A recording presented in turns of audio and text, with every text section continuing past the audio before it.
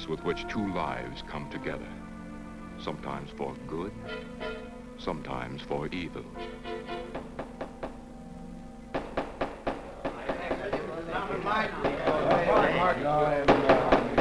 I say, Williams, a lot of line on there. I'm definitely against it. Williams Seems to forget we have our stockholders to answer to. Phone Mrs. Williams, Della. Tell her to be ready in about an hour, and I'll pick her up. Yes, Mr. You phone San Rafael and see if those papers are on the way over from the executive. Yes, Will.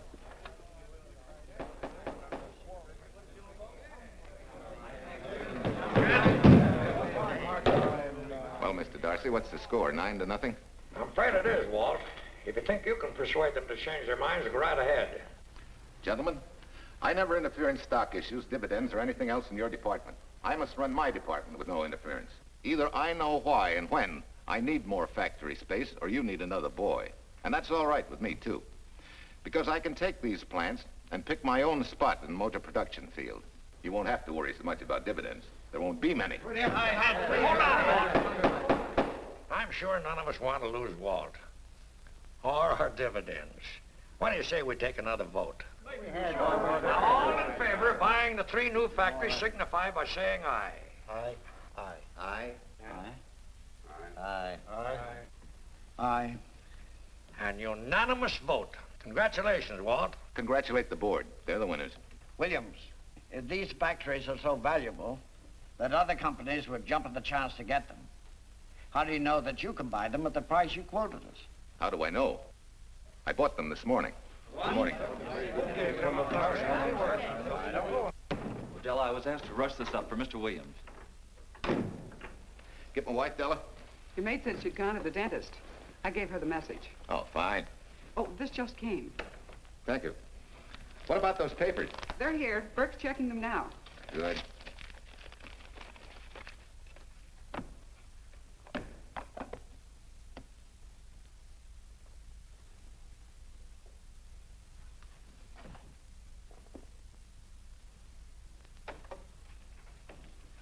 Congratulations, Walt. Take a look at Clause 4. Those provisions haven't been clarified yet. Oh, no? I wanted to leave for Tahoe right away. Get Judge Deering on the phone, will you? Never mind. I can get faster action if I run out to San Rafael myself and stick with them till they're right. Yeah? Mrs. Williams on 3. Oh, put the blueprints of that new diesel in, will you? I want Jackson to see him. Bye, Duchess. I'm afraid now we won't be able to leave till about 5 o'clock. What? You're not going with me, but I counted on it. But I thought as soon as Dr. Harris took care of whatever it was, I'd feel better. I don't. Stupid thing still aches, and I certainly wouldn't be a very desirable driving companion. No, seriously, darling, you run along and buy your little factories and hurry home. I'll send you back to the office. And cheat me out of my goodbye kiss? Not a chance. I've got to drive over to San Rafael. I'll stop on the way. Love me? Bye, dear.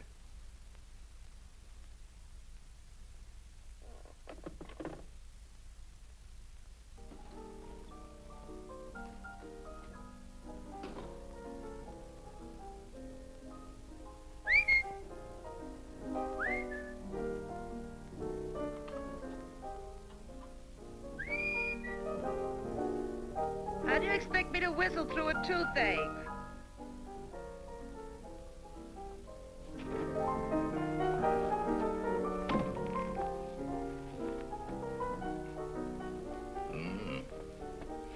Nothing in the whole world smells as sweet as you do, Duchess.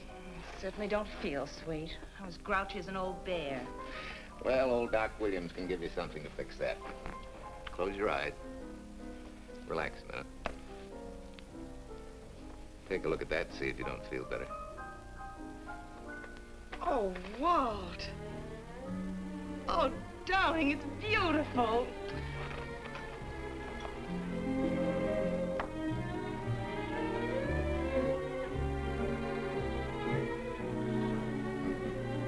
Not bad. Not bad at all. You know, to quote my wife, I like monograms on things. It shows they belong to me, unquote. When did your wife say such a thing, Mr. Williams? About 6 years ago, when I married her. She gave me the first monogrammed shirts I ever owned. Those were the words on the card. I still have it. I certainly hope your board of directors never discovers what a softy you are. They won't, don't worry.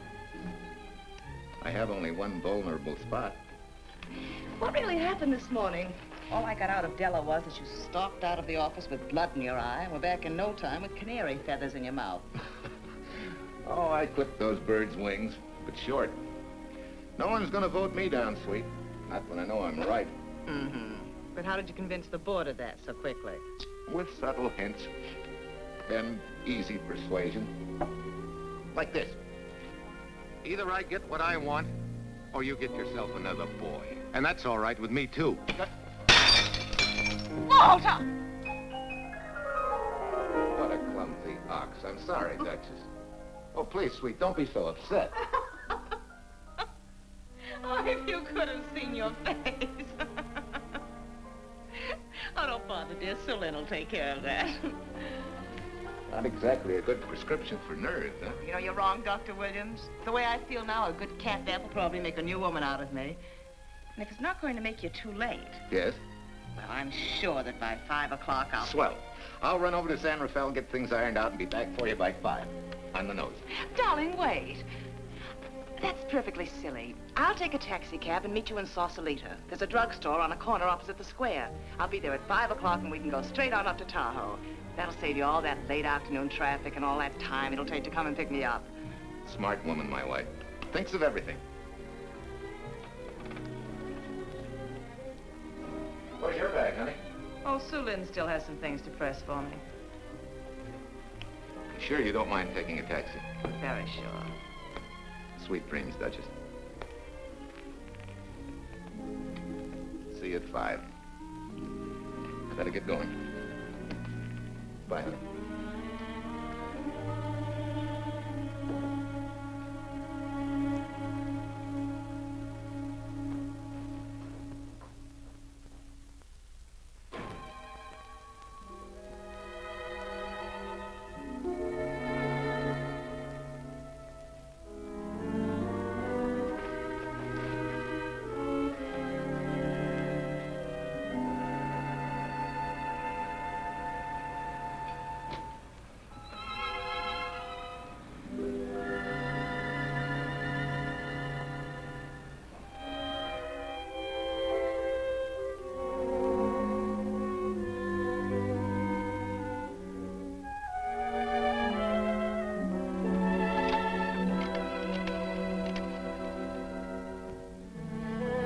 Long distance? I want Berkeley 79721. Hello. Ah, hiya, beautiful. Yeah.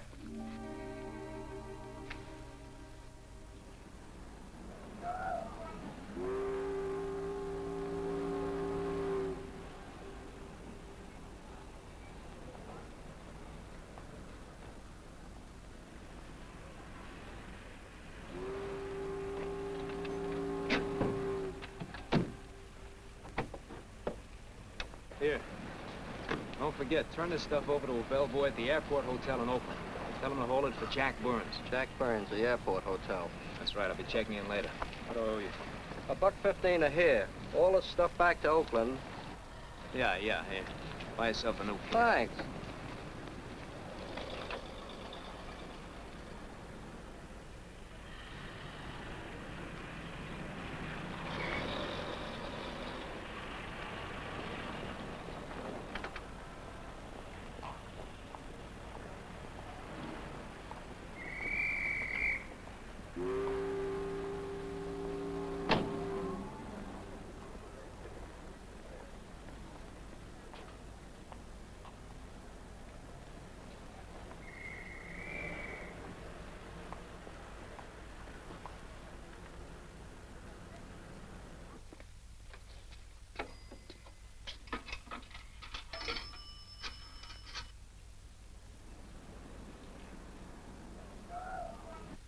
Hey, where's that new woman who was going to meet me? It's after 5 o'clock. Oh, gee, I was so sure you were going to be okay. Maybe you better get yourself another dentist, huh? Of course I understand, honey, of course. Just to prove it to you, I'm coming right on home. No, you really mustn't, darling. I'm going to be perfectly all right, really.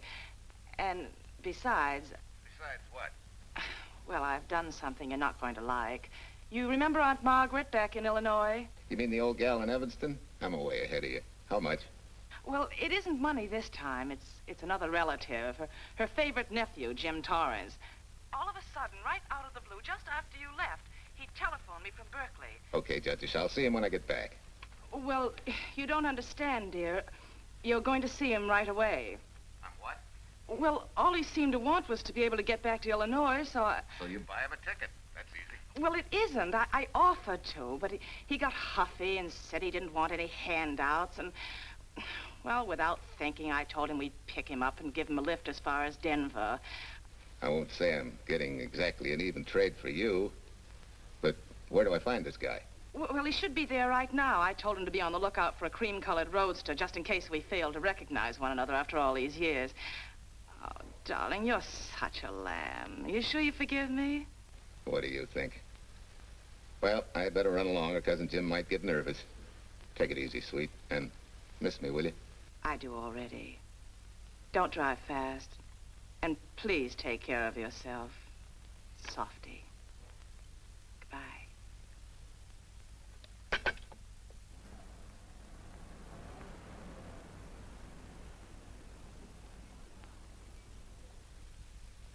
Hello, Della?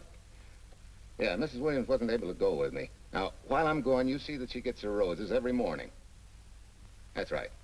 But this time, on all the cards, put love from Softy. Yeah, S-O-F-T-Y.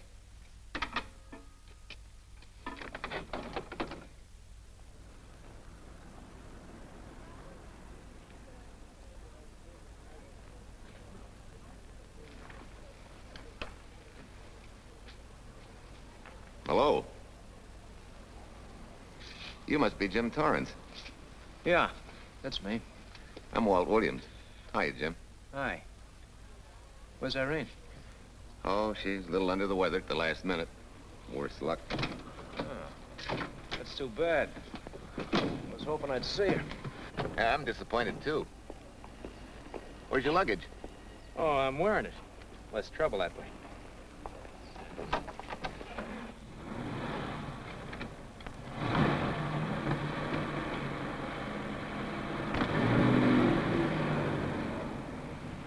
Irene tells me you're heading for Illinois. Yeah. Going been a little rough, huh? Haven't exactly been worried about my income tax. What's your line, Jim? Oh, guess I'm a better salesman than anything else. You know, I can give you a couple letters when you get back to Chicago. It might help you. It's fine. Little in with a top brass never hurts. What outfit were you with? Patton's Third Army. How was it? Rough. Except for the time in Italy. I kind of liked it there. Patton's outfit never got to Italy. Of course. But most civilians never know or care, and I figured you didn't either. Well, I fooled you that time.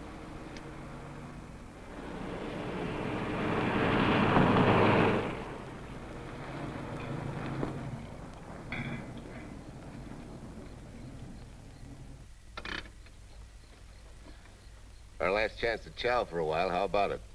No, thanks. I grabbed a hamburger while I was waiting for you. I can still taste the harness.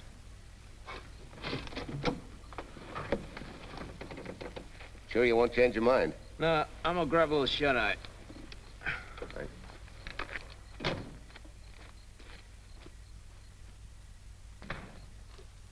Chicken sandwich and a Coke. One chicken sandwich. Chicken sandwich coming up.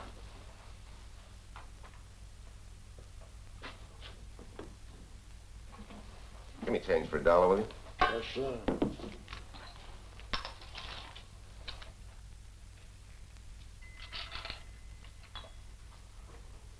Thanks.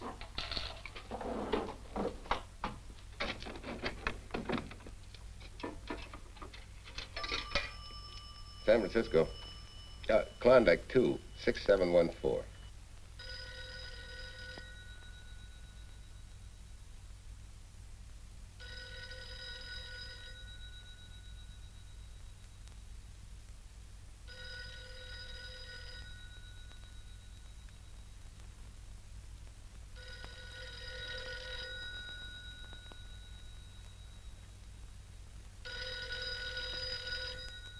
Klondike 26714 does not answer. Oh. Well, try Sutter 1, 2599, please. Bayview Apartments. Oh, yes, Mr. Williams. No, your maid isn't there tonight, sir. Well, she said Mrs. Williams was taking something to make her sleep and wasn't to be disturbed. But perhaps... No, don't disturb her. Just leave a message that I won't forget about a certain problem. Mm-hmm. I think I have it, sir. You want her to forget all about a certain problem. Softy, is that S-O-F-T-Y, sir? Softy is going to take care of it thoroughly. Is that all? Yes, that's all. She'll understand. Be sure she gets it the first thing in the morning. Right.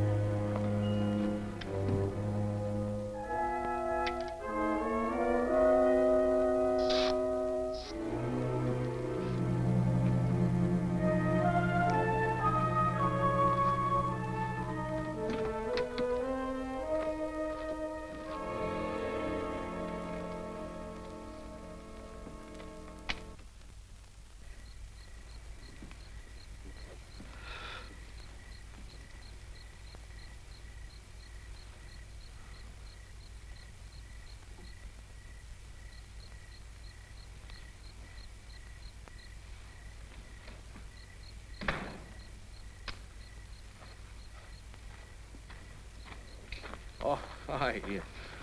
It's been so long since I've been behind the wheel of anything but a Caterpillar or a Jeep, I had to find out what a real buggy feels like. Why don't you drive for a while? Oh, swell. Nothing would suit me better.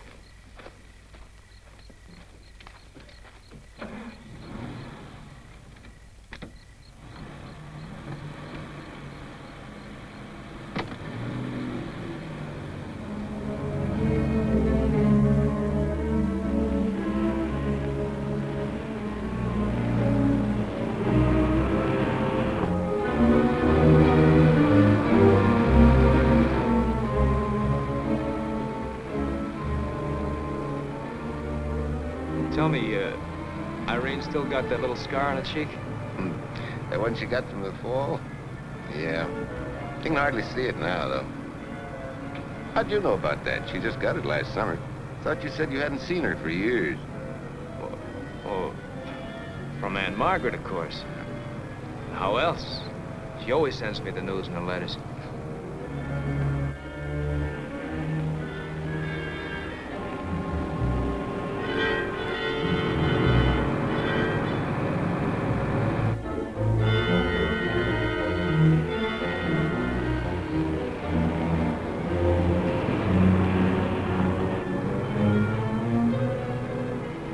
Margaret will be pretty happy to see you. Irene says you're the favorite nephew. Afraid my lovely cousin was just giving me a build-up for your benefit. You don't know Irene. Maybe not.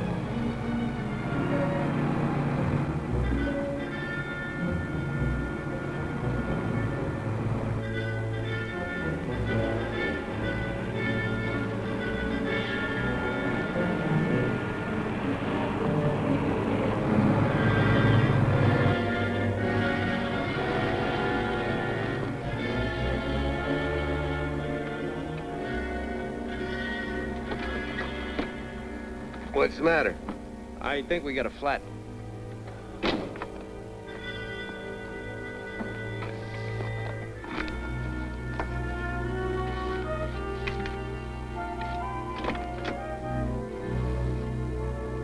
Yeah, flat as a flounder. Well, let's get to work. Hey, look out there, young fella. It's quite a drop.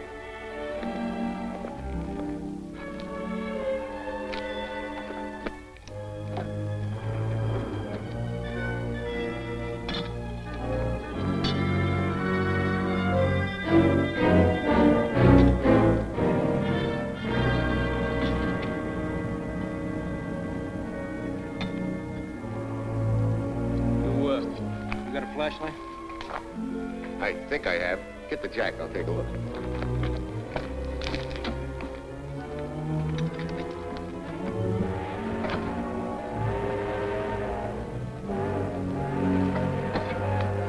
Did you find it? Yeah. Yeah, it won't be long now.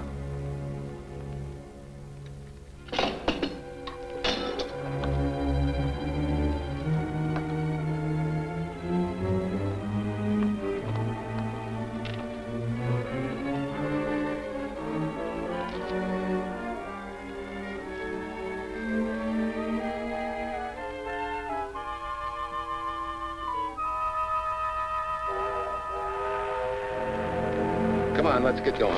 Wait a minute. Did one of your cufflinks fall out? Huh? Oh, something dropped. I heard it fall right down there at your feet. Hmm. Well, he must have rolled under the car.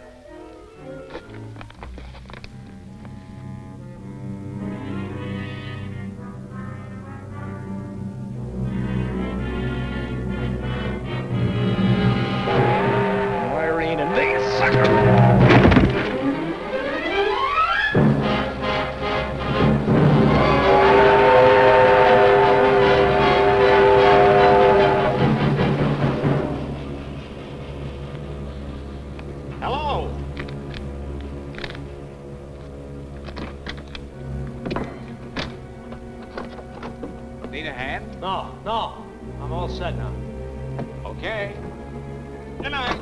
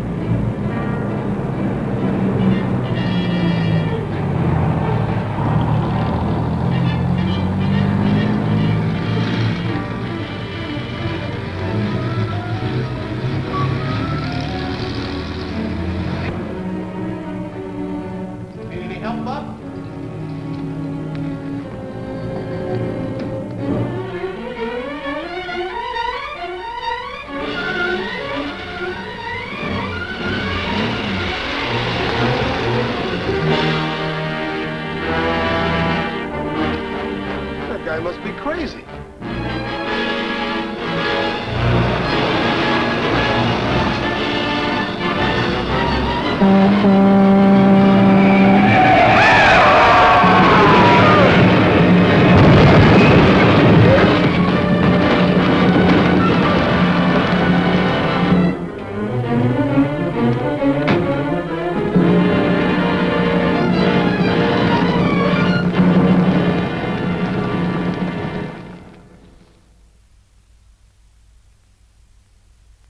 case my husband should be late and have to rush for his plane. This will be taken care of. Thank you.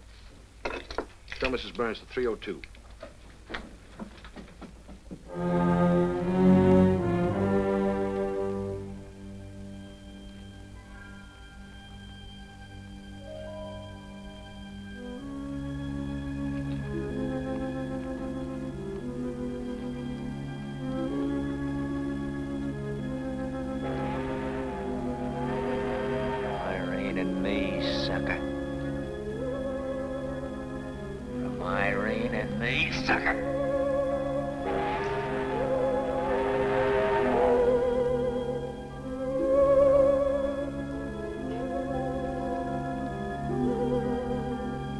Take care of yourself.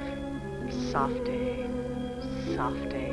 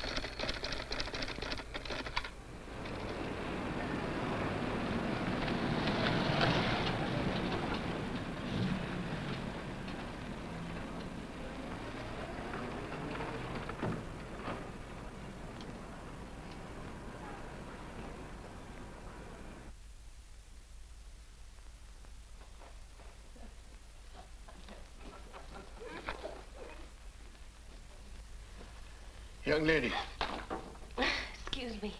I want to see Mrs. Walter Williams. I'm sorry, sir, but she left orders not to be disturbed. I'm sorry, too. Lieutenant Quincy of the police department.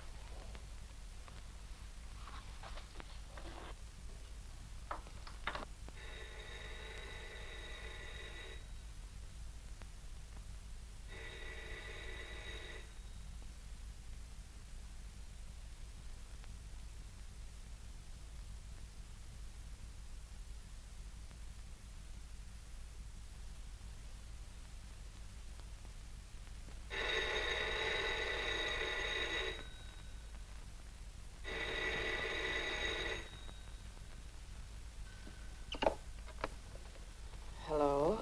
I thought I left orders not to be Oh, I see. Ask him to come up, please.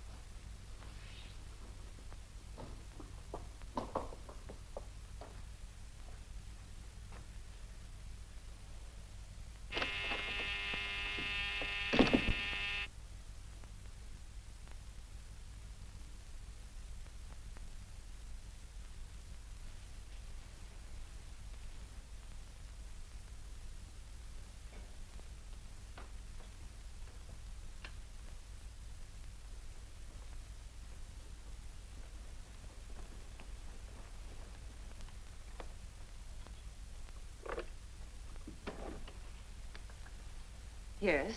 I'm Lieutenant Quincy with the police department. I'm sorry to disturb you at this hour, but may I come in? Of course.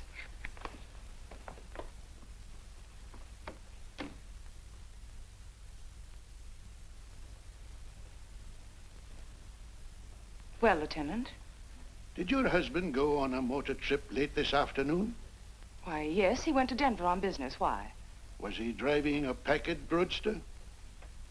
Yes. Is anything wrong? I'm afraid there is.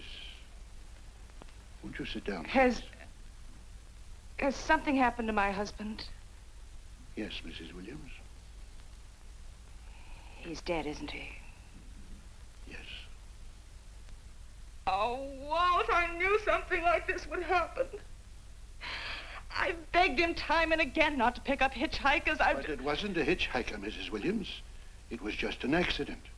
He ran into a truck, a gasoline truck. You mean there was fire? He must have been driving pretty fast. I don't think he felt anything after the crash.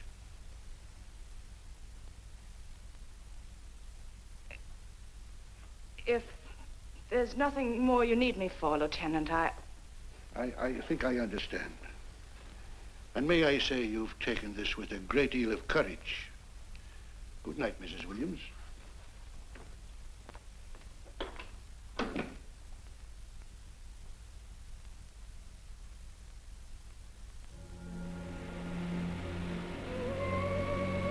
Take care of yourself. Softly. From Irene and me. Softly.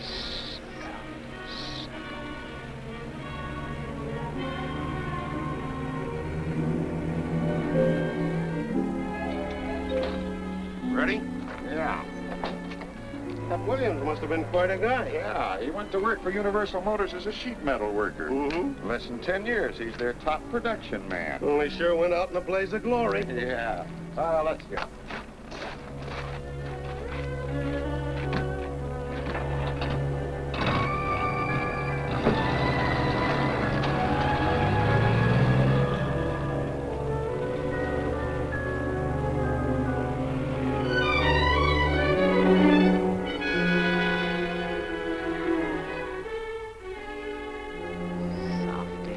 From Irene and me.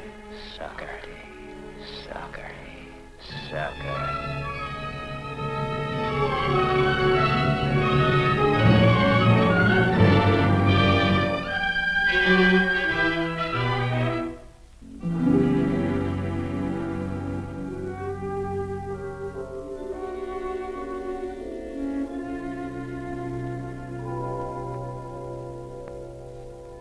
Well, could Mr. Burns have taken a later plane and still made connections for Mexico City? I see. Thank you. Yes? It is some telegrams for Tai. Just put them under the door, Sulin.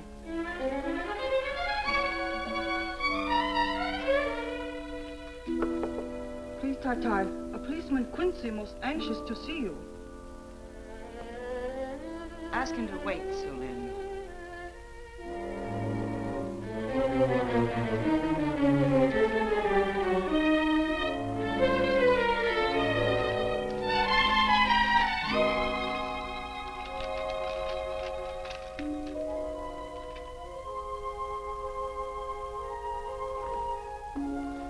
Mrs. Williams will see you presently. Will wait, please.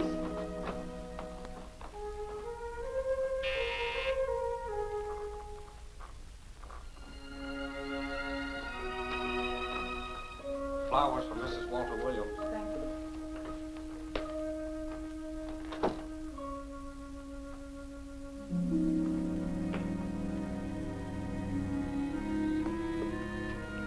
Roses like Mr. Williams always sending when he's away. You seem to have been very fond of Mr. Williams. Sulin is honored to have served him 5 years, and he...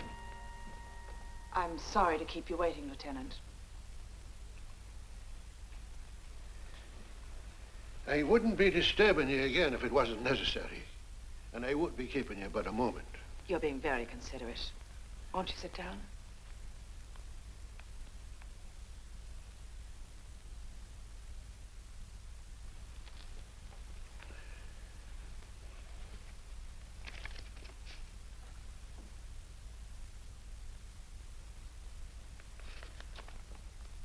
Everyone's been most thoughtful.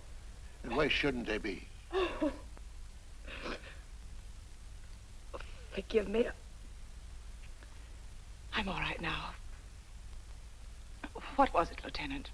The state police would like to have some information. They found some wavy skid marks for quite a distance on the road, as if the car had been out of control when it crashed. Tell me, was Mr. Williams a reckless driver? Why, no. He was a fast driver, but certainly not reckless. Well, was he a heavy drinker? Quite the contrary. Well, what about his health? Could he have had a heart attack and lost consciousness before the accident? Why, no. He was in perfect health, but he'd been working much too hard lately and was overtired. Perhaps he fell asleep at the wheel last night.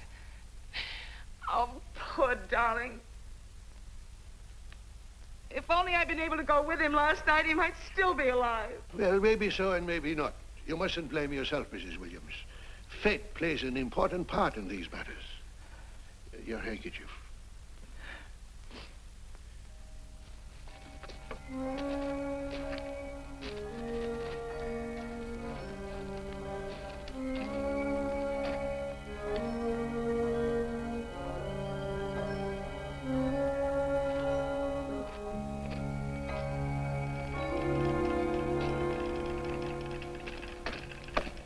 When's the next train to San Francisco? 10 a.m. tomorrow. You sure there isn't one sooner? No, I'm sorry.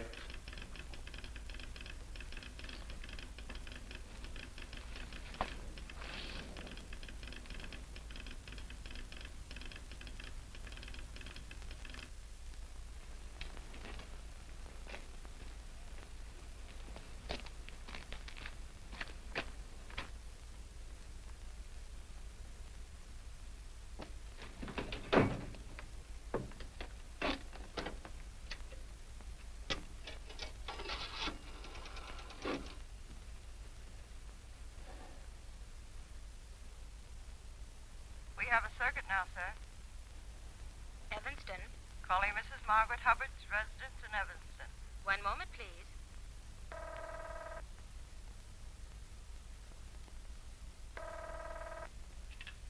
Hello? Mrs. Margaret Hubbard? Yes? Who's this? Long distance. I have a call from Mr. James Torrance. Who? Mr. James Torrance. He's her nephew, Jim Torrance. The call is for your nephew, Jim Torrance. I haven't any nephew, and I don't know any Jim Torrance. Sir, Mrs. Hubbard says she doesn't know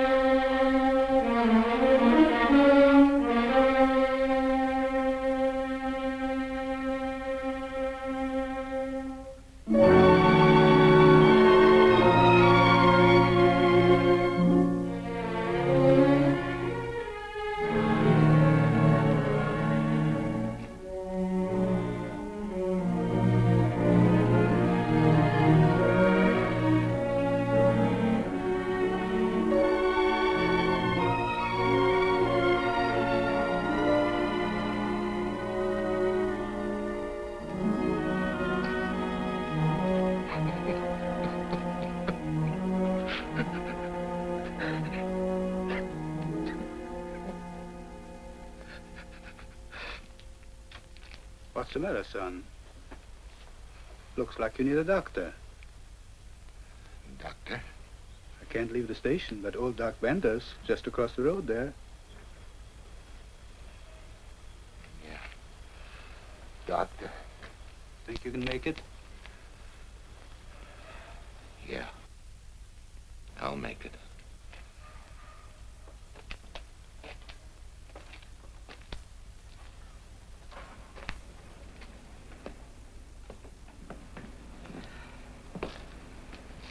Now, take it easy, man.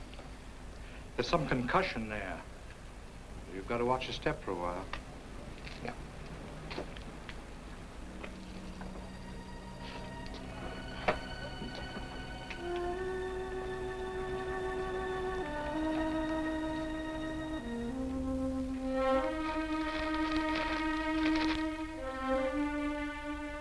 Walter Williams' beautiful widow, who by her own request sat alone in the family alcove during the service.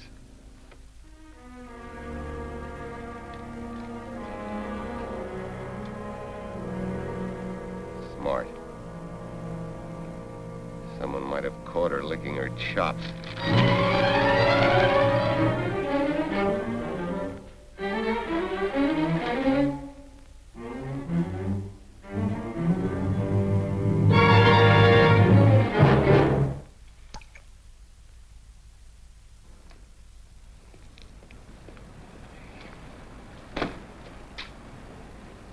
Hey, what's that? Walter Williams. Walter Hey, ain't that the guy that... For the love of Mike, what's that briefcase doing here? He's dead. They did him a dirty trick if he ain't. Hey, now, wait a minute. Don't touch it. We better turn it over to the police.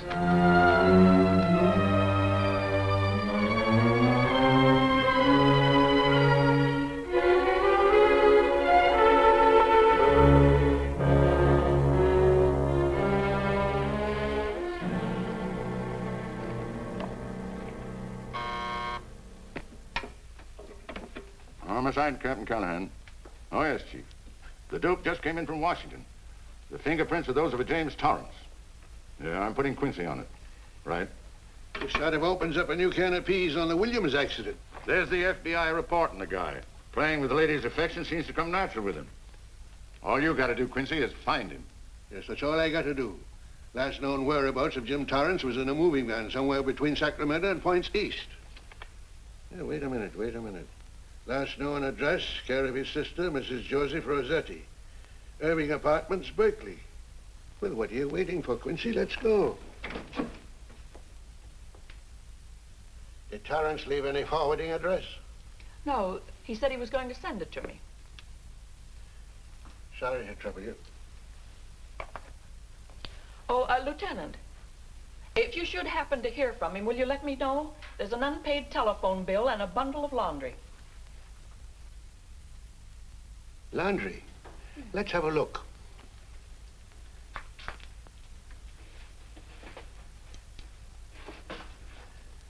I may have to take this along with me. Not without a receipt, you don't. You mean you don't trust the police? In my business, you don't trust anybody. Mine, too. Holy St. Valentine's Day. Look, he had the same thing on his shirts, too.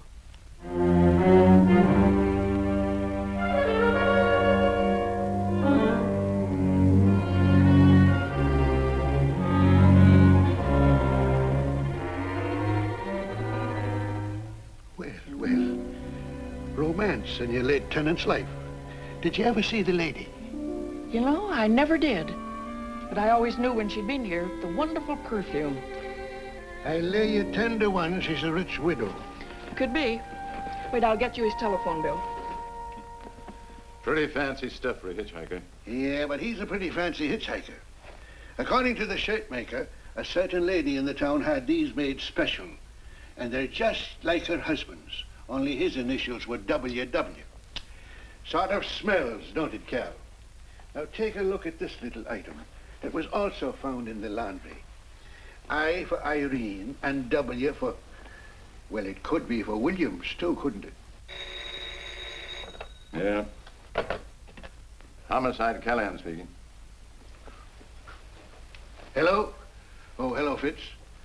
Hello. What news? Oh? Any luck? Both days, huh? Swell. Have it typed up and sign it. This report of Fritz will be a nice little topper for this pile. His checkup shows calls from Torrance's phone to Williams's private number, and a flock of them going the other way, including one on the 7th and several on the 8th. The 8th, in case you've forgotten, is the date of Walt Williams' accidental death. Well, that ought to be enough to get an indictment out of the grand jury. Go pick her up. I'd like to play a long shot first.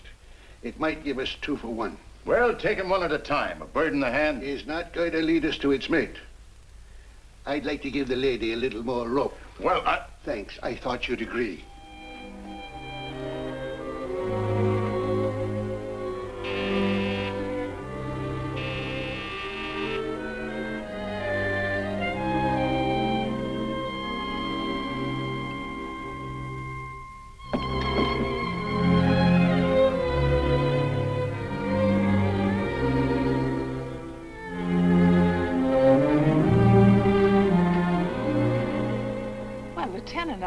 You just caught me. I'm glad. I have some rather startling news I thought you should know before it hits the headlines. Come in. Thank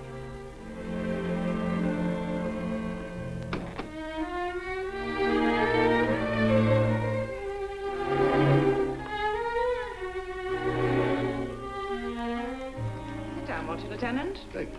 I'm very anxious to hear about this news. It seems that your first hunch, remember, that a hitchhiker was responsible for your husband's death? Well, Mrs. Williams, you may have been right. Why, I don't understand. Your husband's briefcase turned up in Kansas City yesterday in a moving van that had stopped at the scene of the accident that night. Apparently, the murderer made his getaway in it. That explains the wavy skid marks that made us suspect your husband was ill or unconscious at the time of the crash. Yes, I suppose it does. And by now, the man is probably out of the country and never will be found. Don't you worry, Mrs. Williams. There were fingerprints on that briefcase. And as soon as we get the FBI report from Washington, his identity will be known and his description sent out on police broadcast. Oh, we'll find him all right. But just now we're keeping things quiet so the murderer will feel safe until we are ready to close in on him. Yes, I can see the wisdom of that. Yes, I thought you would understand and cooperate. As soon as we know his name, it is possible that you might recognize it as someone with a motive. There's that possibility. You know I'll do everything I can to help. I'm sure of it. Now I'll run along. You'll hear from me. I'll let myself out. Don't bother. And don't worry. Good day.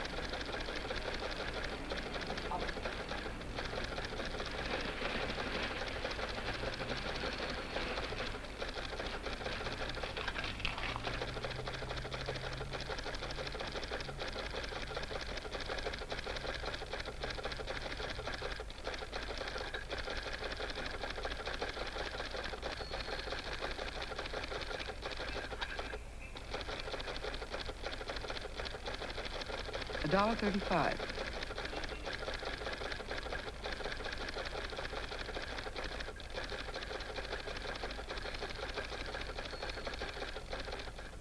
See, everything after the letter J in the first name has been obliterated by heavy writing over it. The only impress letters legible are those between words or before them, like RNS at the end of this name here, and the Hotel Santa here before the word Evanston. Well, Tom, don't you think it's about time you retired? Why, there isn't even evidence there of Mrs. Williams' intent to communicate with Torrance. And who do you think she beat a path to the telegraph office to wire to? The League of Decency? I'll tell you what I think, that you should have brought her in when I first told you to. By the time we get her now, she'll have figured out a way to tip Torrance off. He'd be that much tougher to find. Not unless she's tipped him off from your office. Ernie's got her on ice waiting for you.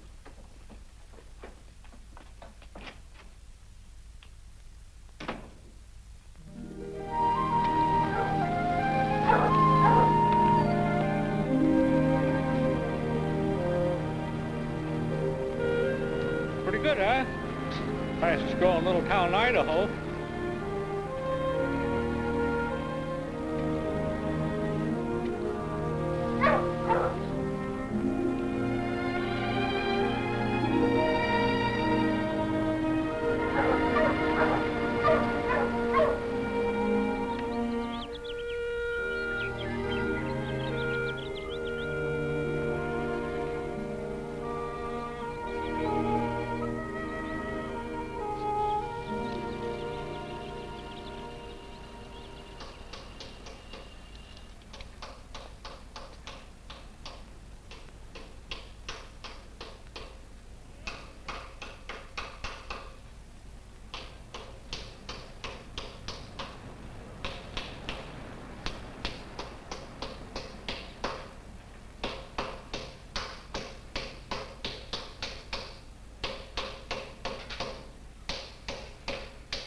Have a heart, son. You trying to wreck that engine? Oh. Sure. It's a hobby of mine. The way you're going at it, you can't miss.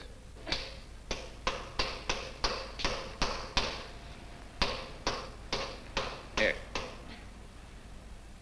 I just can't let you ruin that beautiful motor. Start her up.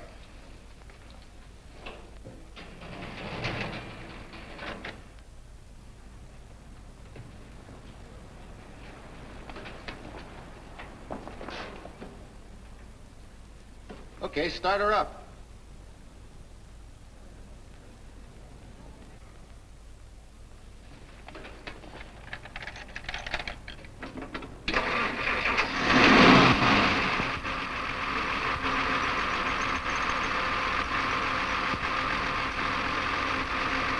Shut her off.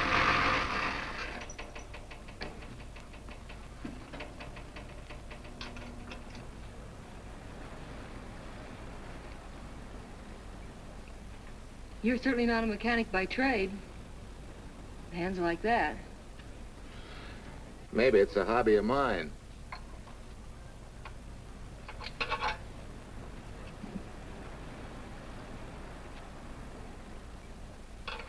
Gee, what happened to your head? Perhaps I was talking when I should have been listening. Okay? Okay by me. Thanks a lot, Hill. So long, Marcia. Bye. He's all right now. You better lay off though till the boss gets back. I'm the boss. I guess the new cars are a little bit over my head. Now, with a jalopy, it's different.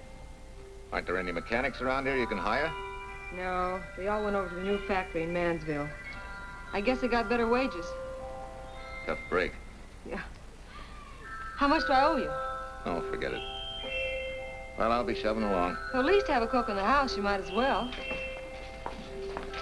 Marcia, can I use your phone a minute, please? Sure, help yourself, Uncle Ben. Never rains but what it pours. 650, please. Flat tire this morning. Now the danged engine stalled on me. Nice and cold. Wilson's garage? No, I did not give you the wrong number. Fine thing using my phone to cheat me out of repair bills. Aren't you ashamed? You gave me the wrong number. 650, please. You're a nice girl, Marcia Peters, and your ma's a fine woman.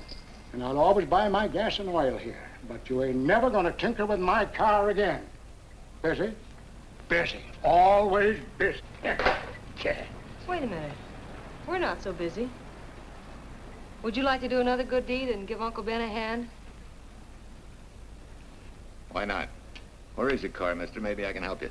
Why, are you a good mechanic? Very good. And very reasonable. Well, just what you need, girl. Better hire him. It's an idea, Uncle Ben. Come on. Thanks for the Coke. Sure.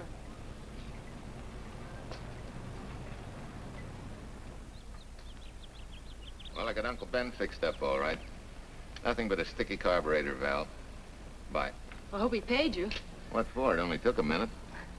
You're certainly not money conscious, stranger. There. This is no kind of work for a girl. Well, somebody has to do it if I want to stay in business. And I want to.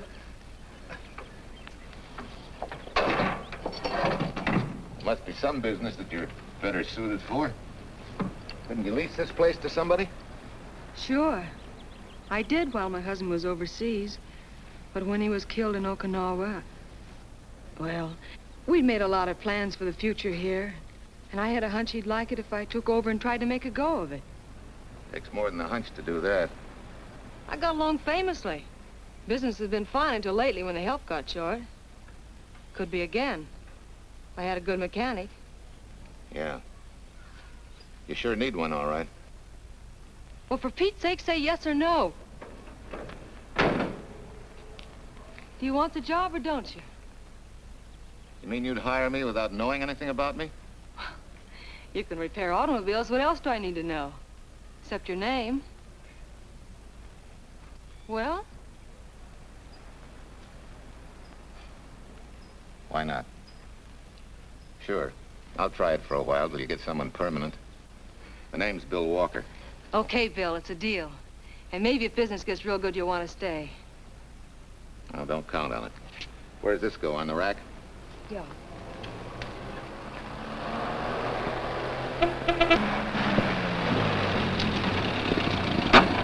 Marcia!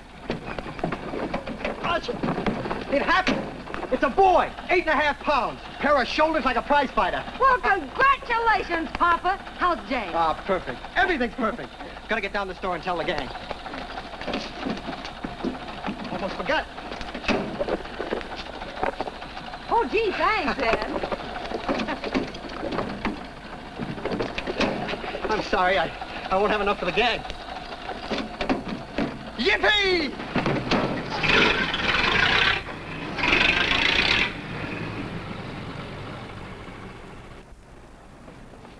Maybe you can use this token from the slightly delirious new father. Thanks. Say, we haven't settled the matter of wages yet. Maybe I can't pay your regular salary. Suppose we leave that open till you find out how much I'm worth to the business. Doesn't seem to be any business right now. Might be a good time for me to get rid of this beard and find a place to board. We live right next door. I'll go ask Mom. She'll know of a place. Sort of a peaceful house. I noticed it this morning. Oh, gosh, I forgot. She's down helping Mrs. Wellesley with her canning. Mom finds homes for everything from stray cats To stray mechanics. Well, you're not a stray anymore. I'll go phone. Pearl? 674, please. Hello, Miss Wessler. May I speak to Mother? Hi, Mom. I've got some good news for you. I hired a man for the station. Yeah. No. Nobody we know. He's from out of town. Needs to place a board. You got a good one up your sleeve? Okay.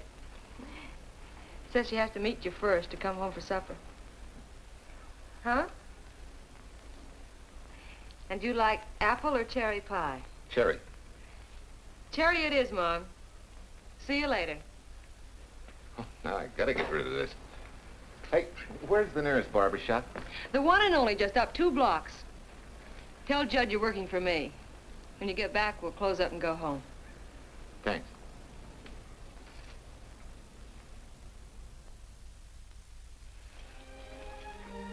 Oh, that's real nice. You must have had a good bringing up, young man. Thank you for the young man. We thank thee, O Lord, for thy bounty, and ask thy blessing on this food and on the new friend who shares it with us. I hope you're good and hungry, Mr. Walker. Who wouldn't be? Well, Marsh, she eats like a sparrow, with all the hard work she does. May I have your plate, please? Well, she can start taking it easy now. Boss, the help. Thank you.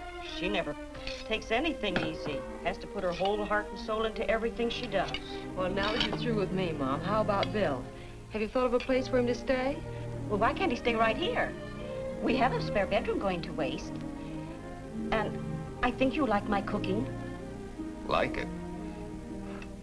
That's very kind of you, Mrs. King, but it seems an imposition. Imposition, nothing. That's good business. I can get back what I pay you in board and room. Well, Marcia, what a thing to say. If you'd like to stay, we'd like to have you. We have some more vegetables. Mrs. King, you have a boarder. May I have a biscuit, please? Oh, excuse me.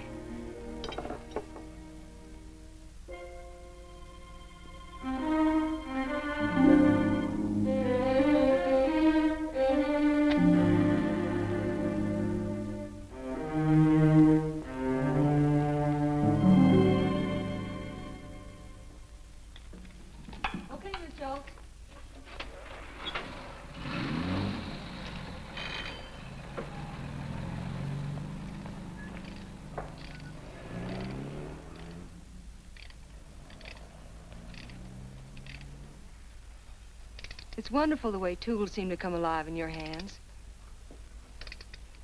You seem to sort of come alive, too. As though you got real pleasure out of working with them. I do. When you're doing a job with them, you can't think of anything else. Bill, if something's bothering you, why don't you get rid of it? What would you prescribe, doctor? Amputation. For that stupid chip on your shoulder.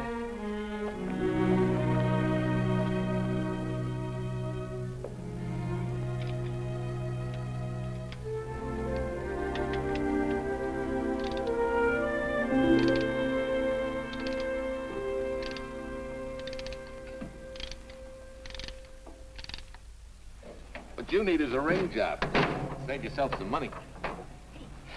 Gee, Bill, with the baby and everything, I just can't afford it now. Oh, we'll take care of that. Hey, boss.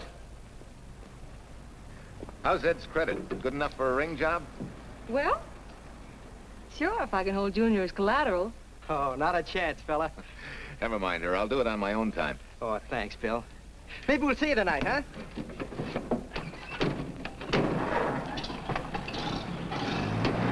Some shoulders, huh? Yeah. Some father, huh? Bye, Marcia. Bye, Marcia. Bye. Nice kids. Say, was Ed clowning about their being hard up? No. Things have been pretty tough for him ever since he got out of the service. Fix a car for him, Bill, and only charge him for the labor, okay? Then he gets it for free. I'd already figured on knocking that off. Say, we could make it an anniversary present. Anniversary of what? Junior's arrival, and mine, 3 months ago today. Time certainly flies. That was a lucky day when you came to MP service. Your work's been bringing in a lot of business. I'm glad of that. Hated to have fallen down on Mom and you. Say, look, boss, why don't we three celebrate tonight and go to the movies? Ed said he and Jane were going. Well, that lets Mom out. She'll be babysitting.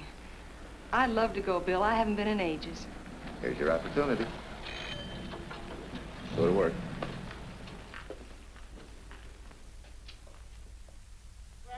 Irene Williams, held for murder. Read all Extra. Irene. This is Sheila Graham with the latest news of the shocking Williams murder case. While beautiful Irene Williams is held for trial, charged with conspiring to kill her late husband, the police are searching for James Torrance, believed to be the lover of Mrs. Williams and her partner in the horrible murder of Walter Williams.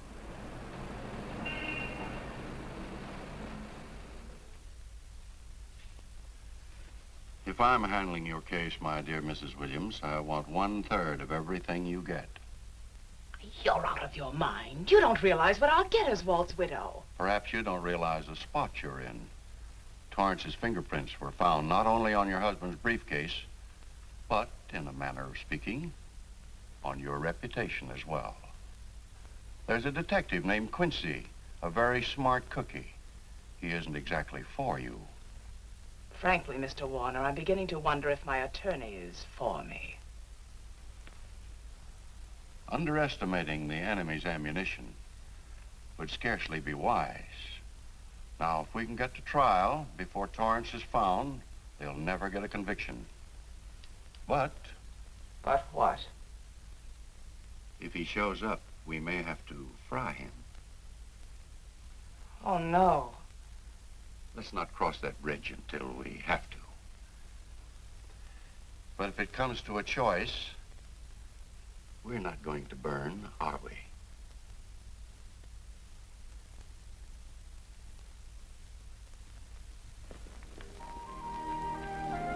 Art, you're the chatterbox this afternoon. What about this afternoon? Oh, I'm sorry, boss. I guess it was wool gathering. You're only supposed to do that in the spring. Is there anything you don't know? Yes. What's San Francisco got that we haven't? Better newspapers, for one thing. Anyway, California's supposed to be the land of opportunity. I thought that by now you liked it here. I do. Very much. It's a good town. Nice people. Swell boss. Thanks. We like you, too. No fooling, Bill. You'd be surprised how many people ask questions about you. What kind of questions? Oh, where you came from, do you have any family, and do you like it here, and are you going to stay? Al Knox asked me at the movie last night if you wanted to join the volunteer fire department. Just interested, friendly things. I suppose it is natural for people to wonder about a stranger who moves into their community, like I did. You know, I've been thinking, maybe it wasn't such a good idea, you and I going to the movies last night. It's all right being seen in the station and here with Mom, but... You get used to that in a town this size. They're always trying to marry people off. You just ignore it, and after a while they forget about it. I'll go get cleaned up for supper.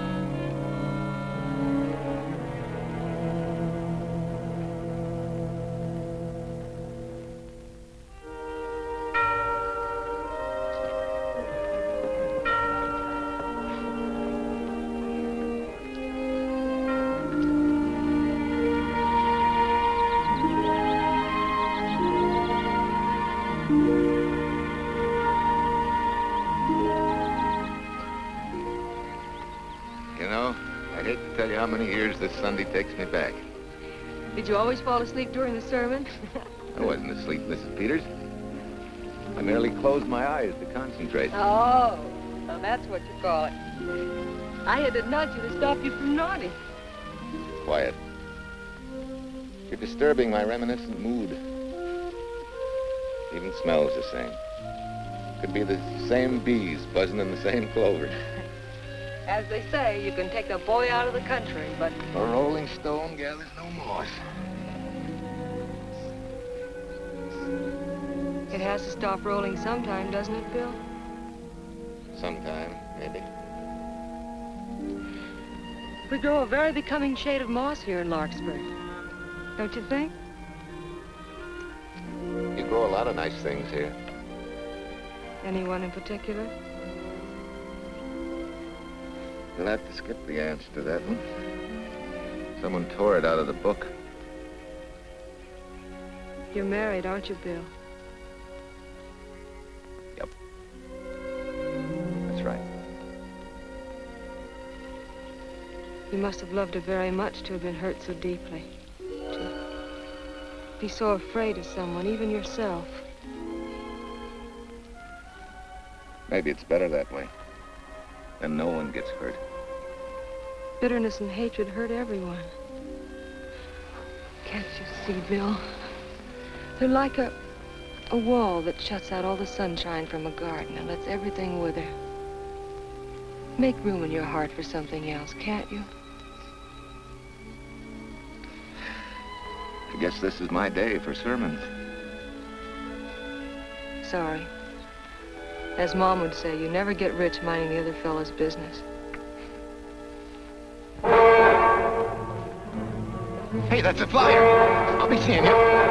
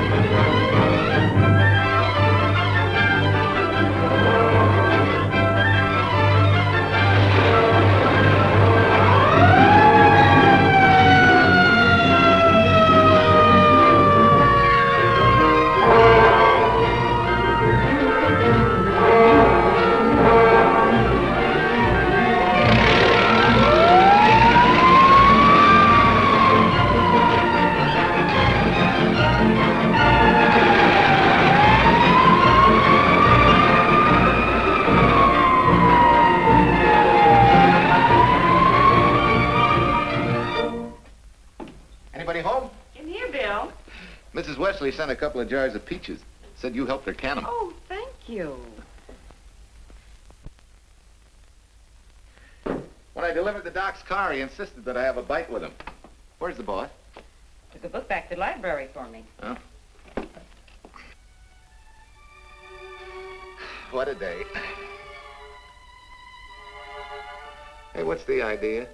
Are you darning my socks? Well, I thought a drawer full of holy ones isn't doing you much good. I found it when I put fresh papers in your bureau yesterday. You have a heap of things that need mending, haven't you, son? Does Marcia know? Do you think I'd tell her? This is your problem, Bill. Because I found out about it doesn't give me the right to tell anyone else, not even Marcia. When you trust folks, you trust them, and you give them a chance to work out things the way that seems right to them. How can one little woman be so big? Don't forget, it's a lot easier to be tolerant and understanding at 50 than it is at 25. Yeah, Ma. I'm going next door for a while. Grandma Thompson's ill.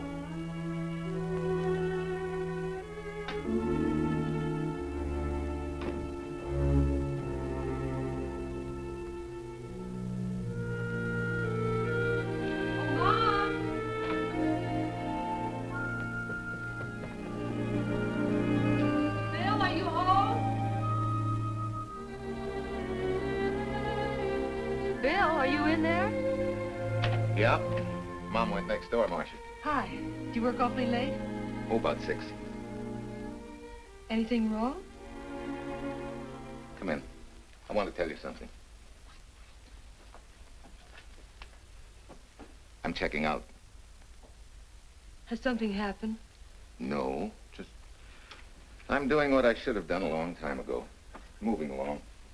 But why, Bill? My name isn't even Bill. There isn't any Bill Walker. I'm Walter Williams. The late Walter Williams. Walter Williams? I don't understand. You may not even after I've told you, but at least you'll know the whole story. Sit down, please.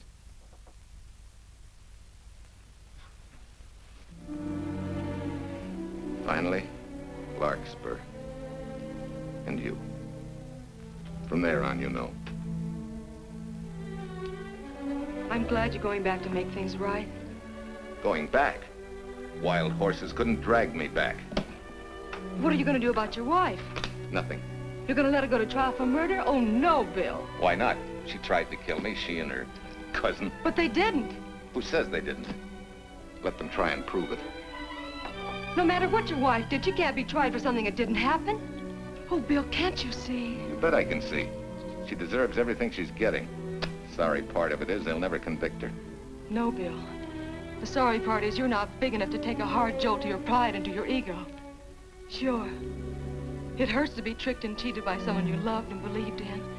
But that doesn't give you the right to take justice into your own hands, to trample on the hearts of others and walk out on life. A barren, frustrated boyhood. A marriage to a woman who accepted my love, yet despised me so thoroughly she resorted to murder. I'll never think of our moments together without nausea. I feel stripped bare, degraded. Because you've closed your mind and heart to everything else. Even me.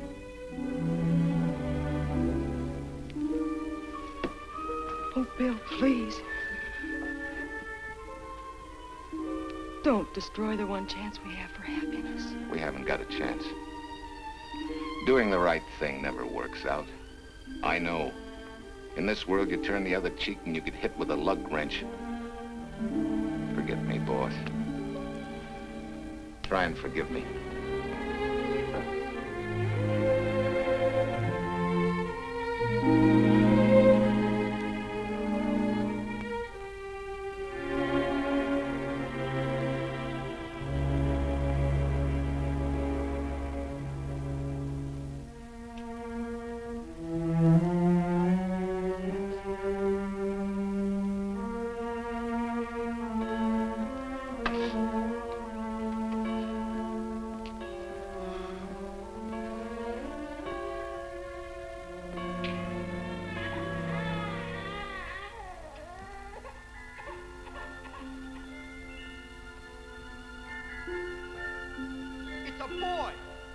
Shoulders like a prize fighter. You know, I hate to tell you how many years this Sunday takes me back. You have a heap of things that need mending, haven't you, son?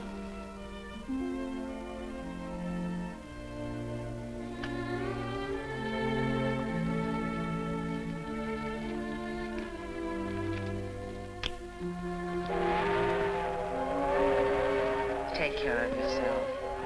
Softly. Marguerite and me. Softly. You're not big enough to take a hard jolt to your pride and to your ego. Sure. It hurts to be tricked and cheated by someone you loved and believed in.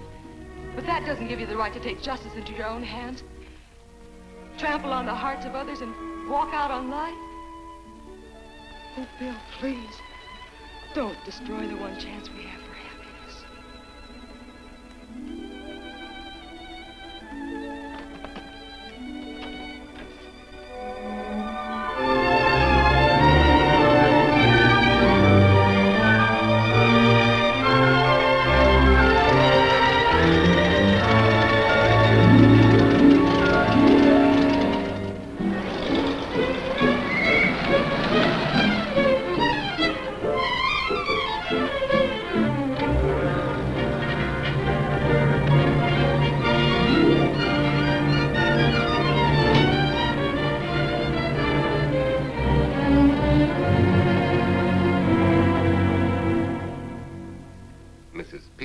Enough to come along to substantiate at least the Larkspur portion of what I've told you.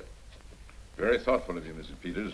Mr. Williams, when you read in the newspaper that the hitchhiker who attacked you had been, well, a close friend of your wife's for some time, it must have been a great shock to you.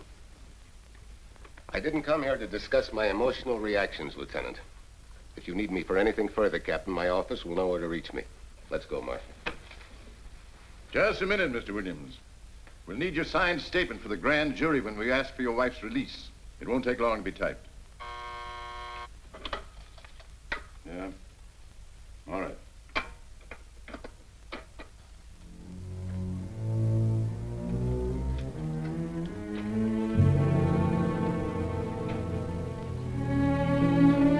Come in.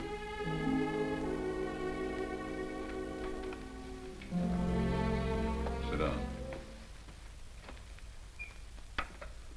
Mrs. Williams, we have news for you. Really? I can scarcely wait.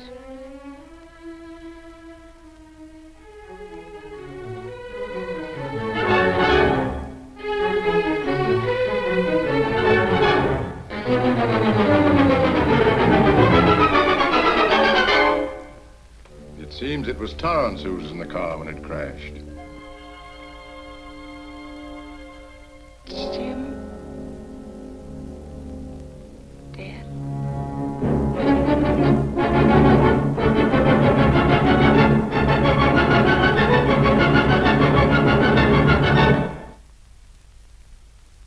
You did it.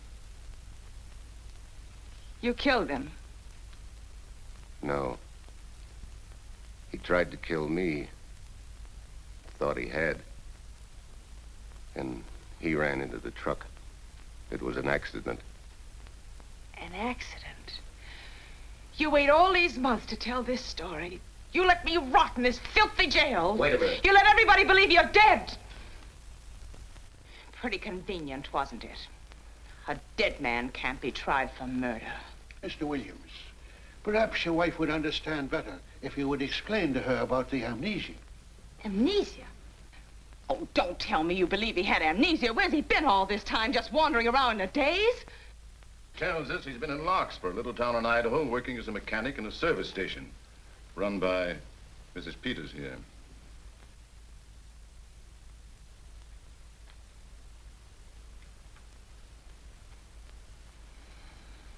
I understand perfectly. Now that my chance for happiness is dead, I suppose you'll demand the divorce I begged you to give me so that I could marry Jim. That's fantastic. Yes, isn't it? After you telling us that the man you picked up was a perfect stranger. Well, that's not true. The time and place for meeting Jim had all been arranged. I must advise you, there's a law that a wife can't testify against her husband. There's a law against murder, too, but that didn't stop him, and nothing's going to stop me until I'm through. It's all right with me, Captain. Go on. Talk your head off.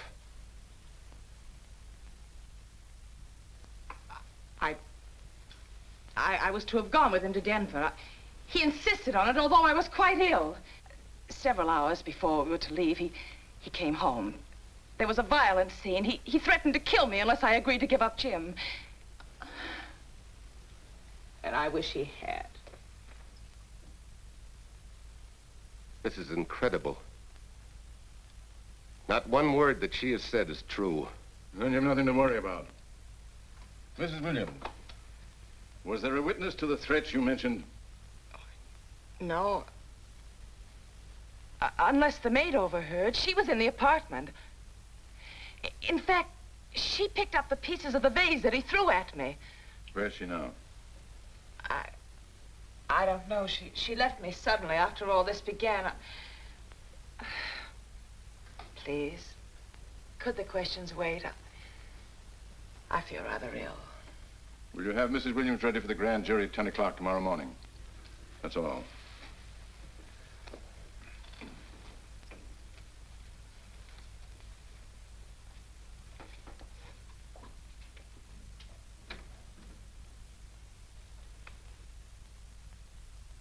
We're going to hold you too, Williams. On what charge?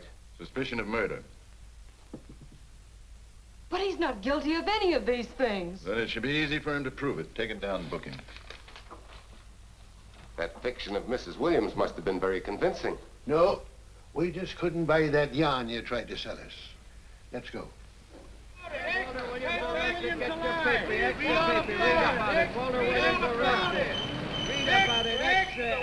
What's the wife freed and murder charge? Extra, get your paper. Walter Williams charged with murdering wife's lover. Extra, get your paper.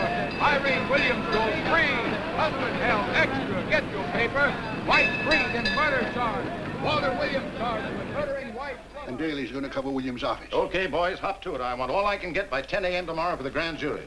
Okay, Chief. Oh, Tom, don't miss a bit. Dig up everything you can on Williams and the Peters dame. You sort of believed Irene Williams' story, didn't you, Van? She made better sense than he did. Well, sure, she's a better liar than he is. Don't forget, I went all through her grieving widowhood with her. She's a bad customer.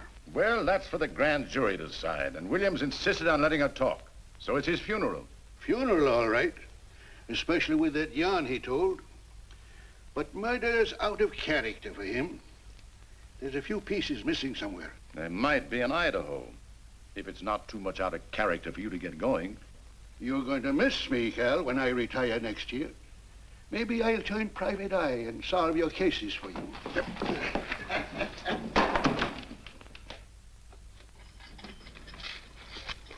Hi, Williams.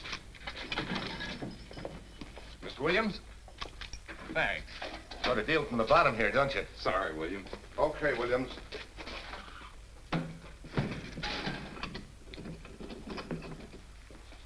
Well, not very good news, judging from your faces. Well, Walt, the grand jury returned indictment against you. Mrs. Williams was released. I see. Now, don't you worry, Walt. We'll have you back at work where you're needed, and in short order. Come on, Eldridge. There's a visitor waiting far more attractive than we old fogies. We're just leaving, Mrs. Peters, but remember, don't hesitate to call on me for anything. Thank you so much.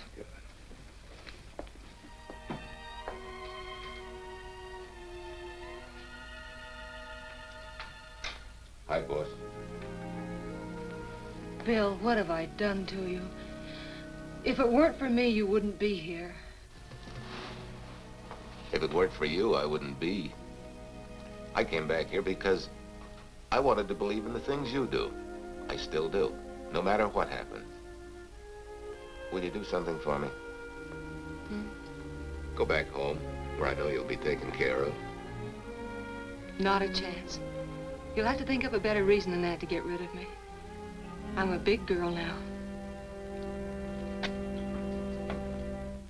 I've just been to Larkspur, Williams, where I found these newspaper clippings. Of course, some of them are 3 months old, but you seem to treasure them, so I brought them along. So? I don't think they exactly substantiate your claim of amnesia. As if you were interested in substantiating any claim of mine. Now, let's get one thing straight. Most people, when they get in a jam, think the police are only interested in the prosecution. Our job is to get the facts, the truth. And the truth never hurt anyone but the fellow that lied. Unless he was a beautiful woman. Oh, quit kidding yourself, Williams. You made the boner. I had no more to do with Torrance's death than you did. And out of the whole population of Northern California, you just happened to pick up a hitchhiker who happened to be your wife's boyfriend. Ah, have a heart, Williams. I suppose you'll tell the truth when you take the stand, but you better have some mighty conclusive proof if you expect the jury to believe it. Wait, Lieutenant. Bill, we all know you're not guilty, but we're going to need help to prove it, and need it badly. Lieutenant Quincy can't take sides, but if we're right, he has to be on ours. And I have a hunch he wants to be. Why don't you tell him the whole story? All of it, please. I'd like to, Quincy, very much.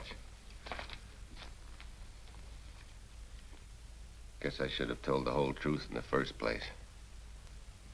But I wanted to clean this mess up with as little scandal as possible.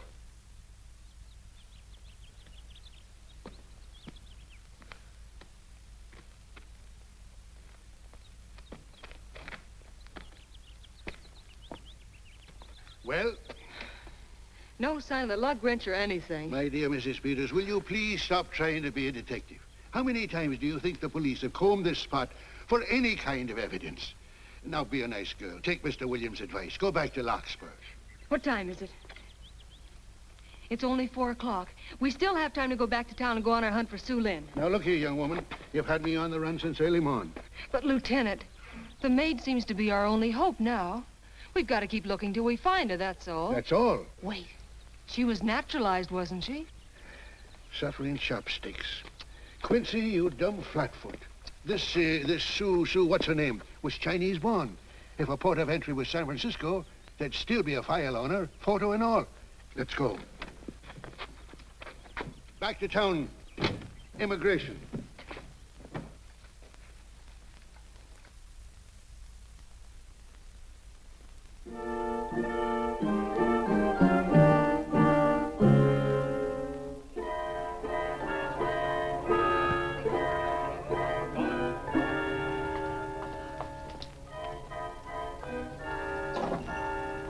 The council has given us the right lead.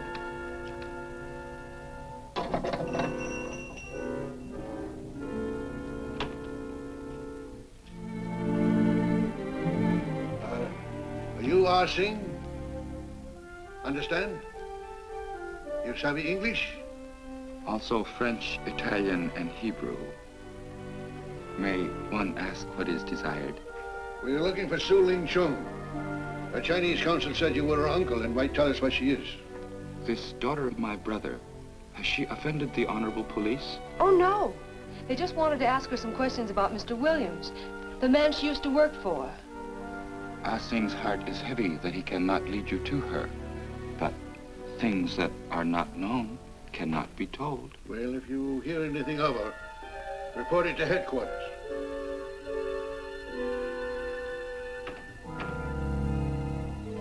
Sunel, untruth is not good for soul, and not wisdom when told to policemen. Better for the soul to be kind than to be wise. Sulin must keep silence to help in this matter.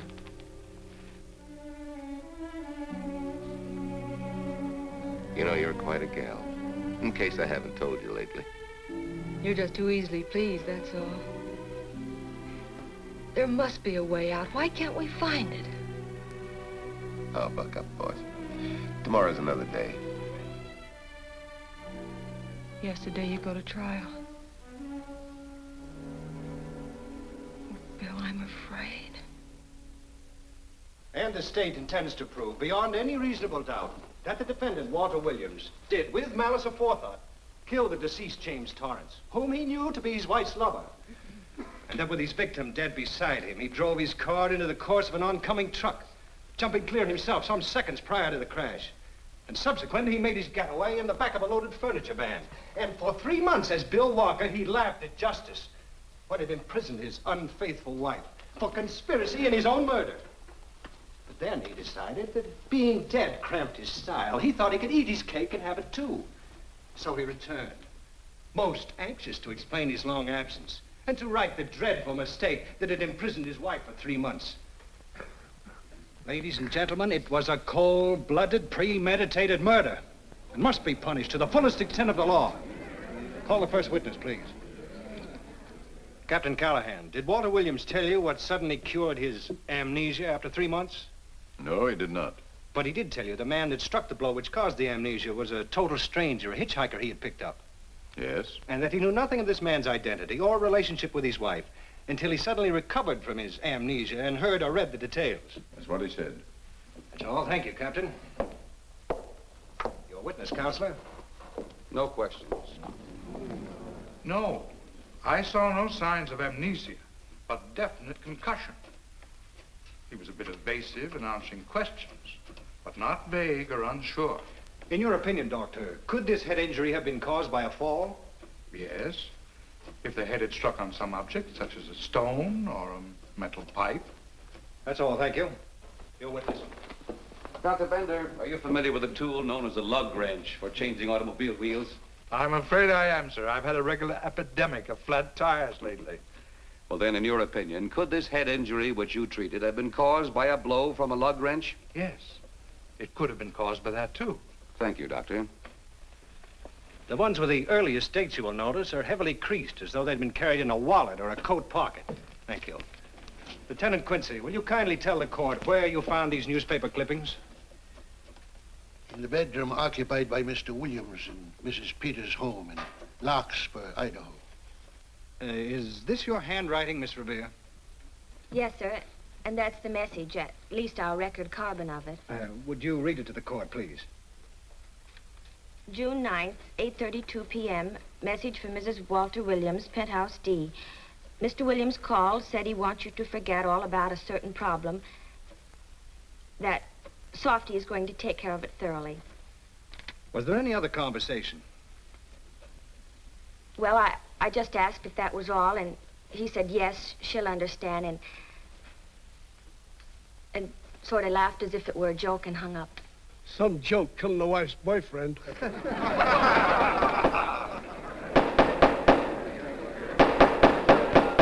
of the state versus Walter Williams. All the rounds so far have gone to the prosecution. And it was a grim-faced Williams who was returned to his cell this afternoon. What the score will be after he takes the stand is anybody's guess, but he's going to need some lucky punches to get a decision. And though Torrance struck with intent to kill, after telling you this is from Irene and me, sucker, you still telephoned Illinois to find out if there was a Cousin Jim. You are hard to convince, aren't you, Mr. Williams? Is it so incredible that a man should fight against believing such a thing about his wife? Oh, that is very touching. From a husband who planned a trip on which he intended to destroy his wife and did kill her lover. That's a lie. Your Honor, I object to the conclusions drawn by the prosecutor and move that it be stricken from the records. But, Your Honor, there is a corpus delicti, remember? Who was your wife's lover. Objection sustained.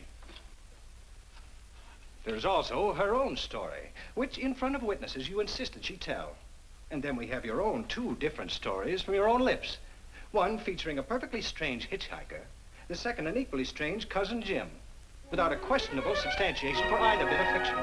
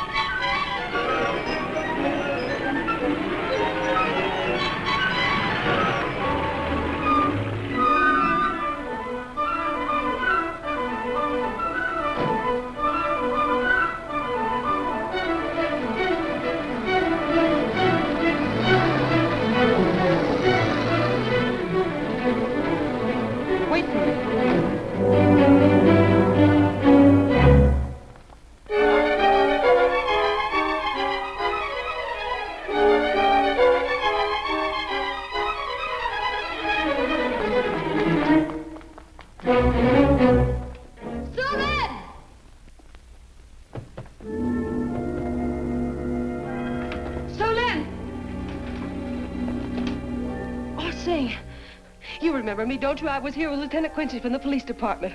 I just followed Sue Lynn up the stairs. I saw her come in here. You must be mistaken. I'm not mistaken. She's here. I must see her. Our thing, don't you understand, is to save a man from prison, even from death. I will send her to you.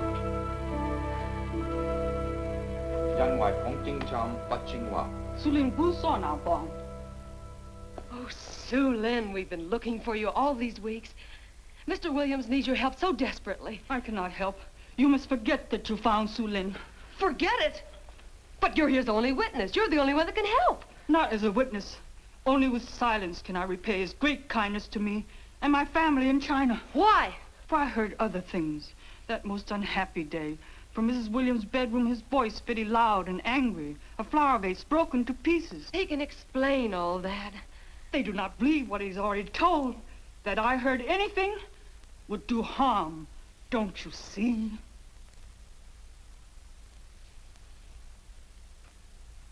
Yes. Much sorrow comes from women who know not honor and truth. And Mrs. Williams, she was not true even to that Torrance man. What made you say that? That night when he was killed. Her sickness was but wall of falsehood, behind which she could go secretly to a meeting place. You mean she went out that night? Sue Lynn, are you sure? Yes, because next morning in her bedroom I found street shoes that had been worn. Her coat on the closet floor with the sleeves turned inside out as though removed hurriedly. And in one pocket, a door key to some hotel. Sue Lynn, that's it. Proof that she and Torrance had planned to meet that night after he killed Mr. Williams. What hotel was it? Oh, I don't remember. The key. What did you do with it? Returned to coat pocket. Come on. We'll get to Lieutenant Quincy. He'll know what to do. And pray, Sue Lynn, every step of the way.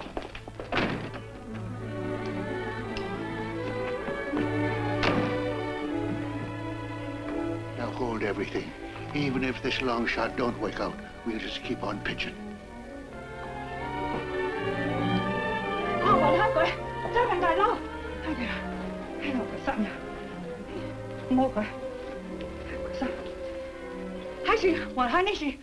Here it is, yes. Room 302, Airport Hotel, Oakland. Maybe we got our miracle. A special little Chinese one. It is to hope that Sue Lynn was of small help to Mr. Williams. Oh, Sue Lynn. Come on, copper. Next stop, Oakland. A certain little lady's hotel rendezvous. I was on night duty then, all right, but I sure don't remember a looker like this. Quite a dish, eh? A little too highly seasoned for my digestion, thanks. Lieutenant, just found a couple of cards for room 302 on June 9th. George Baxter, checked out at noon. Mr. and Mrs. J. Burns. Room not slept in. J. Burns. Burns. Look, Quincy. The handwriting on the card is identical to that on the photograph. And here's a little boy, the same thing. The cover-up telegram to Aunt Margaret. Now look at the impressions. J here, and here RNS. J. Burns. That's the name she started a telegram to. Room not slept in. Say, I got that dame pegged now, Lieutenant. She said they'd be out of the room by midnight as her husband was catching a plane.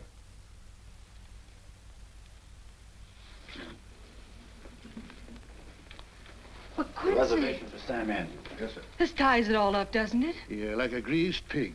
What do you mean? We've got the evidence now, the proof. Of what? Sue Lynn's theory that Irene was playing the field? This evidence only proves that she came here to keep a date with a man named Burns.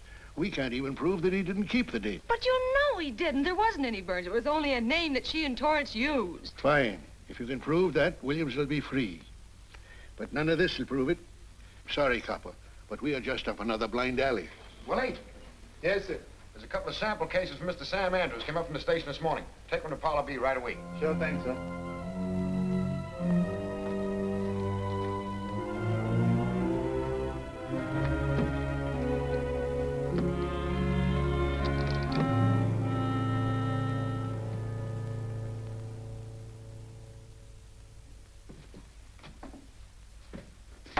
Be seated. Case of the state versus Walter Williams. Proceed, Mr. Eldridge. Your Honor, we will call Mrs. Irene Williams. Take the stand, Mrs. Williams.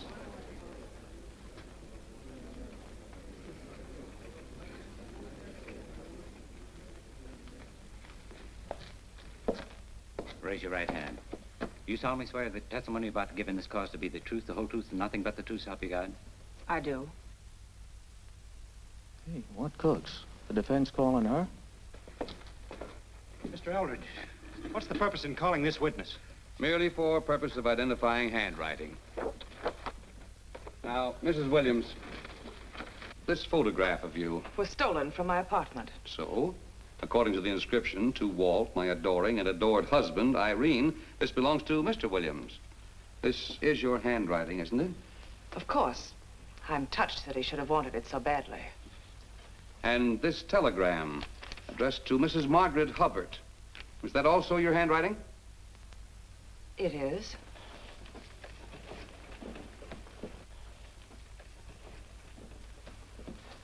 Now, Mrs. Burns, I mean Mrs. Williams, this photograph is inscribed to Jim, my adoring and adored Irene. Did you write this too? I see no point in all this. Merely answer counsel's questions. Did you write it? I did. And these letters addressed to Mr. James Torrance, did you write them? Yes.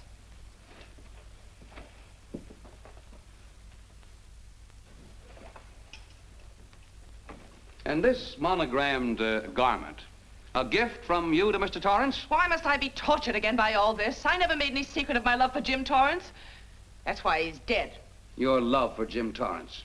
Yet on the very night he was killed, you had a rendezvous with a man named Burns, didn't you? I don't know what you're talking about. I don't know any man named Burns. I was at home that night, very ill. Oh, yes, the sleeping pills. Well, you must walk in your sleep then, for you spent at least part of that night at the airport hotel in Oakland, where you registered for Mr. and Mrs. J. Burns. Don't waste the court's time trying to deny it. This is the registration card that you signed at 9:20 p.m. And there's the room clerk who assigned you to room 302. And this, Mrs. Williams, is the key to room 302, which you very carelessly left in the pocket of a coat which was found in your closet yesterday. All right, I was there. Now you're satisfied. Not quite. This J. Burns, Mrs. Williams, was his first name Jack? Yes. Have you been in contact with him lately? No. How long since you've seen or heard from this Jack Burns? Well, I don't know. I don't remember. You bet she doesn't remember, because there isn't any Jack Burns, and there never was. That was an alias for Jim Torrance. And it was Torrance who was to have met you that night, after your charming little plot to kill your husband had been duly executed. It's not true. It's not true. I have bad news for you, Mrs. Williams. I can prove it's true. These pajamas, these letters, this picture, all of which you identified for the court, were found in this suitcase, which is full of the clothes and personal belongings of Mr. James Torrance.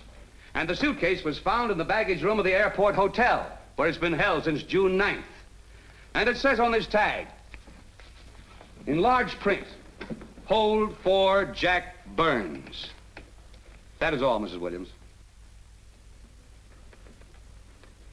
Just a moment, Mrs. Williams. Your Honor, in view of the evidence presented, we now ask for a dismissal of the state's case against Walter Williams. And we intend to charge Irene Williams with conspiracy to commit murder against her husband, Walter Williams. Oh, no.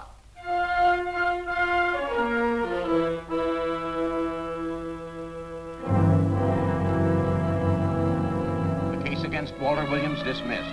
Court adjourned until 2 o'clock. Well, that's that, Walt. Congratulations, Mr. Williams. I haven't the words for it, Quincy, but we could never have made it without you. Ah, sure you could. You know, son, right always wins if you give it a little push, especially when you get a copper like this one to do the pushing. Well, I'll be seeing you.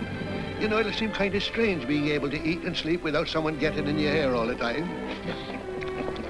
Oh, fine, Walt. We're looking forward to having your hand on the wheel again.